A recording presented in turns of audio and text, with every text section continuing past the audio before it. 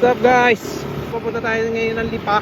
Paayos ako dun sa gold na bracelet ko guys, kasi medyo lumuwag na yung lock niya. So yung gold bracelet ko kasi guys is yung triple lock. So yun, yung isa kasi bumibitaw. So ipapagawa natin yun dito ngayon sa Lipa. So nandito na tayo. On the way na tayo papuntang Lipa. So dito tayo dumaan sa bypass road or sa Calabarzon kung tawagin, papuntang Lipa. So tara, samahan niyo ako. So guys, takpong 60 lang tayo guys. Hindi natin masyadong binibilisan. So kagandahan niya yun guys, hindi masyadong mainit.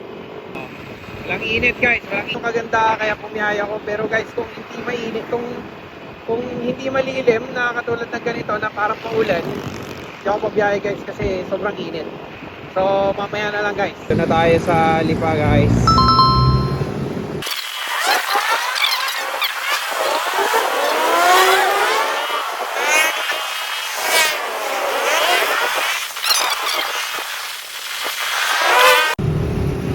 Ayan guys, yan tayo papasok naman after tayo mag-U-turn.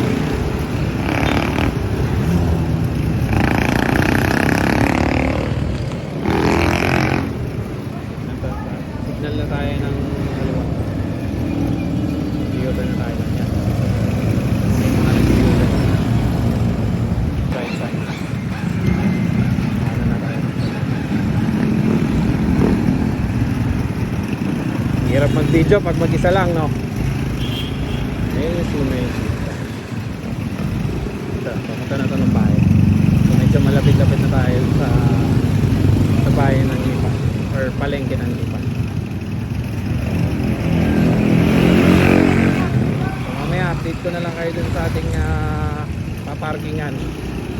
At baka naman hindi tayo inaabot ng init, baka naman tayo abutin naman ang ulan. Tayo sa parking. So pumunta na tayo sa pagawa ng gold. Tara.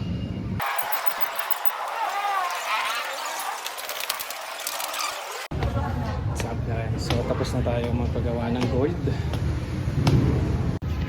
So ayan guys, pagawa na natin yung gold natin. So ayan guys, ito guys yung nasisira guys. Yan yung dito sa gilid na lock guys. Yan. So mabait si Manong, ginawa niya ng libre. So yun nga lang, syempre pagod tayo, gawa malayo yung biyahe natin. So yun, salamat kay Manong Gold dito sa Lipa. Yan. So yun, hindi na siya natatanggal. So tara, uwi na tayo.